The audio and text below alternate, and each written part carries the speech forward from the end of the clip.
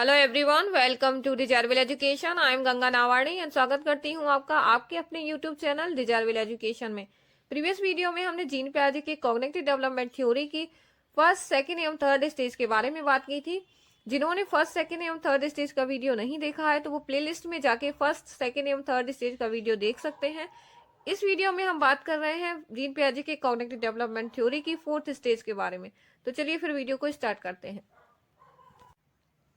Gene पियाजे द्वारा दी गई cognitive development theory की लास्ट स्टेज है औपचारिक संक्रियात्मक अवस्था, या इसे हम कहते हैं एब्स्ट्रैक्ट ऑपरेशनल स्टेज, या हम इसे कहते हैं फॉर्मल ऑपरेशनल स्टेज। ओके, और इसका जो टाइम है वो है 11 टू एबव, या हम इसे कहते हैं 11 टू एडल्टहुड, या हम कहते हैं 12 टू एडल्टहुड। ओके, ऐसा इसलिए है क्योंकि किसी बच्चे की जो एडल्सन स्टेज है वो 11 से स्टार्ट होती है, तो किसी बच्चे की 12 से स्टार्ट होती है। मीन्स जो किशोरावस्था का जो समय है, किसी बच्चे का 11 वर्ष से स्टार्ट हो जाता है तो किसी का 12 वर्ष से स्टार्ट होता है, इसीलिए ऐसा देखने को मिलता है। ओके, और इस स्टेज में क्या होती है, बच्चे में एब्स्ट्रैक्ट थिंकिंग डेवलप्ड हो जाती है। बच्चा एब्स्ट्रैक्ट थिंकिंग करना स्टार्ट कर देता है और ये एबिलिटी बच्चे के अंदर आ जाती है। एब्स्ट्रैक्ट थिंकिंग का मीन्स क्या है, बच्चे उन चीजों के बारे में भी अब सोच पाते हैं जो उनको दिखाई नहीं देती, जो उनके सामने नहीं है, अब वो उन चीजों के बारे में भी बच्चे सोच पाते हैं। ओके, बच्चों को विचार करने के लिए अब कॉन्क्रीट चीजों की जरूरत नहीं होती है। विचार करने के लिए अब उन्हें किन चीजों की जरूरत नहीं होती है, कॉन्क्रीट चीजों की, मीन्स मूर्त वस्तुओं की अब बच्चों को जरूरत नहीं होती है। अब उनके बारे में भी सोच पाते हैं जो उनकी आंखों के सामने नहीं है। फॉर एग्जाम्पल, बच्चे के सामने अगर लिखा है कि 3 × 5 कितना होता है तो बच्चे बताते हैं 15। ओके, अब उनके सामने यदि ये कैलकुलेशन लिखी भी नहीं है, मीन्स उसके सामने ये नहीं लिखा है कि 3 × 5 कितना है, किसी ने उनसे पूछ लिया कि 3 × 5 कितना होता है, तो बच्चा क्या है, खुद बता देता है। अब मेंटली वो क्या कर पा रहा है, कैलकुलेशंस कर पा रहा है माइंड में ही, और वो बता देता है कि हाँ 3 × 5 15 होता है। अब उसके सामने लिखा भी नहीं है तब भी वो ये कैलकुलेशन कर लेता है। तो एब्स्ट्रैक्ट थिंकिंग क्या है, जो चीज उन्हें नहीं भी दिखाई दे रही है, उन्हें सामने नहीं दिखाई देती है, उनके बारे में भी वो अब सोच पाते हैं। ओके, और इस टाइम पे क्या होता है, बच्चों में परिकल्पनात्मक चिंतन की एबिलिटी आ जाती है। मीन्स बच्चे में हाइपोथेटिकल थिंकिंग बच्चे में डेवलप्ड हो जाती है। हाइपोथेटिकल थिंकिंग बच्चे के अंदर डेवलप्ड हो जाती है। मीन्स इसके लिए क्या होता है, बच्चा सबसे पहले हाइपोथेटिकल थिंकिंग कब डेवलप होती है, जब बच्चा क्या करता है, किसी सिचुएशंस के लिए हाइपोथीसिस बनाता है। किसी कोई सिचुएशन है उसके सामने तो उसके लिए वो क्या करता है, हाइपोथीसिस बनाता है। मीन्स वो खुद से क्या करता है, किसी प्रॉब्लम का सॉल्यूशन ढूंढने की कोशिश करता है, और जब वो सॉल्यूशन ढूंढता है तो क्या वो सॉल्यूशन सही है या नहीं है, उसे वो प्रूव भी करता है। मान लीजिए बच्चे स्कूल से घर जा रहे हैं और किसी फैक्ट्री को जलते हुए देखते हैं, किसी फैक्ट्री को जलते हुए देखते हैं, तब उनके माइंड में क्वेश्चन रेज होता है, क्वेश्चन आता है कि ये जो आग लगी हुई है वो किस वजह से लगी है। तो सभी बच्चों के क्या होते हैं, अलग अलग अनुमान होते हैं। जो बच्चे हैं वो अलग अलग हाइपोथीसिस बनाते हैं उस सिचुएशन के लिए। कुछ बच्चे सोचते हैं कि हो सकता है कि सिलेंडर फट गया हो, इस वजह से आग लग गई है। कुछ सोचते हैं कि शॉर्ट सर्किट हुआ होगा, इसी वजह से आग लगी। कुछ सोचते हैं कि पटाखों के फटने की वजह से आग लगी। तो सभी बच्चे क्या कर रहे हैं, अलग अलग हाइपोथीसिस बना रहे हैं उस सिचुएशंस के लिए, और फिर बाद में इन हाइपोथीसिस को क्या किया जाता है, प्रूव भी किया जाता है कि ये जो हाइपोथीसिस बनाए गए उस सिचुएशंस के लिए ये सही है या गलत है। फिर जाके किसी निष्कर्ष पे पहुंचा जाता है। ओके, तो क्या होता है, बच्चे के अंदर ये एबिलिटी आ जाती है। बच्चा क्या करने लगता है, हाइपोथेटिकल थिंकिंग बच्चा करने लगता है। मींस बच्चा किसी प्रॉब्लम्स का सॉल्यूशंस खुद निकालता है और फिर ये सोचता है कि यह जो सॉल्यूशन उसने निकाला है उस प्रॉब्लम का वो सही है या गलत है। ओके, उसे प्रूव करता है। तो बच्चे के अंदर ये एबिलिटी इस टाइम पर आ जाती है। बच्चा ट्रायल एंड एरर्स मेथड की जगह पर एक्सपेरिमेंट के थ्रू सीखना स्टार्ट कर देता है। किसके थ्रू सीखना स्टार्ट कर देता है, एक्सपेरिमेंट के थ्रू। मीन्स यदि बच्चे के सामने कोई प्रॉब्लम्स है यदि बच्चे के सामने कोई प्रॉब्लम है तो पहले उस प्रॉब्लम्स को कैसे सॉल्व किया जाए उस पर विचार करता है। ओके, फिर कोई लॉजिक लगाता है, फिर वो हाइपोथेसिस बनाता है उस प्रॉब्लम्स को सॉल्व करने के लिए, ऑब्जर्व करता है, एक्सपेरिमेंट करता है, फिर जाके किसी कंक्लूजन पर वो पहुंचता है। और ये जो हैबिट है बच्चे के अंदर अब डेवलप्ड हो जाती है, मींस बच्चा आप किसी प्रॉब्लम्स का सॉल्यूशंस एक्सपेरिमेंट्स के थ्रू निकालना स्टार्ट कर देता है। किसके थ्रू निकालना स्टार्ट कर देता है? एक्सपेरिमेंट के थ्रू। एक्सपेरिमेंट की जो हैबिट है वो बच्चे के अंदर डेवलप्ड हो जाती है। इस स्टेज में बच्चे में किशोरावस्था स्व केंद्रिता का भाव देखने को मिलता है। मींस जो टीनेजर होते हैं उनके द्वारा ऐसा सोचा जाता है कि जो भी उनके द्वारा एक्टिविटीज की जा रही है वो दूसरों के द्वारा नोटिस की जा रही है। उनके पियर्स उनको हर पल क्या कर रहे हैं? नोटिस कर रहे हैं, वो उन पर नजर रख रहे हैं, ऐसा वो फील करते हैं। और वो इसलिए क्या करते हैं? अपने लुक्स पर ज्यादा ध्यान देते हैं, खुद को हमेशा मिरर्स में चेक करते रहते हैं कि वो अच्छे दिख रहे हैं या नहीं दिख रहे हैं, इस बात पर वो ध्यान देते हैं। और वो ये सोचते हैं कि उनकी जो फीलिंग्स हैं, उनके जो थॉट्स हैं, उनकी जो फीलिंग्स हैं, उनके जो थॉट्स हैं, उनके जो एक्सपीरियंसेस हैं, वो सभी से कैसे हैं? यूनिक हैं। कैसे हैं? यूनिक है। वो खुद को दुनिया का केंद्रक मान के चलते हैं, वो खुद को केंद्र में रखते हैं और सोचते हैं कि सारी दुनिया उनके इर्द गिर्द घूम रही है। तो ऐसा वो इस टाइम पर फील करते हैं।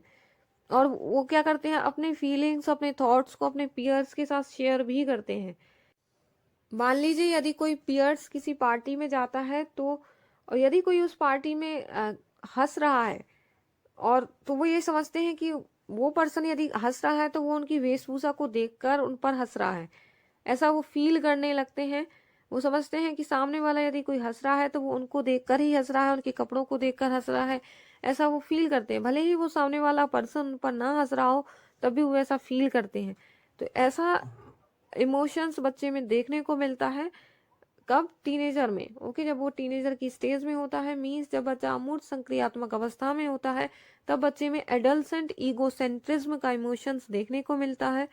ओके, इस स्टेज में बच्चों में डिडक्टिव थिंकिंग डेवलप्ड हो जाती है। मीन्स बच्चे डिडक्टिव रीजन्स देना स्टार्ट कर देते हैं।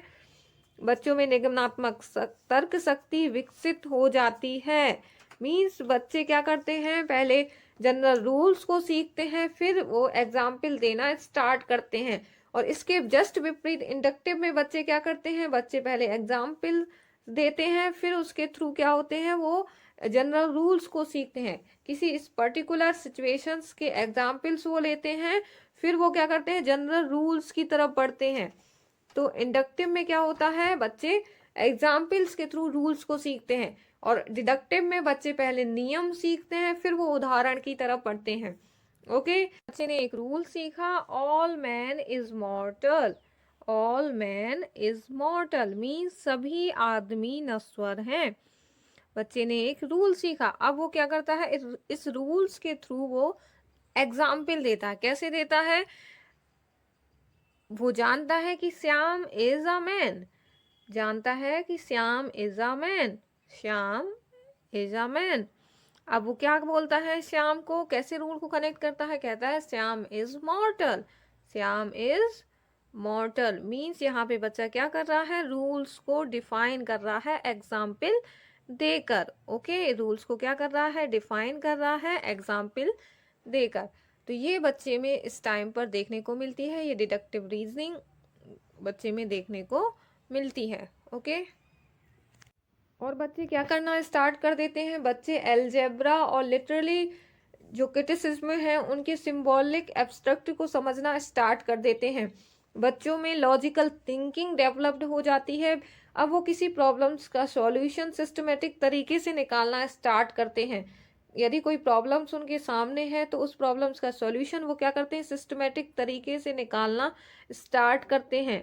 सिस्टमेटिक क्रमबद्ध तरीके से वो उस प्रॉब्लम्स को सॉल्व करते हैं। और बच्चों में क्या होती है? कंस्ट्रक्टिविस्ट थिंकिंग डेवलप्ड हो जाती है। ये सारी जो मेंटल एबिलिटी है बच्चे के माइंड में अब डेवलप्ड हो जाती हैं।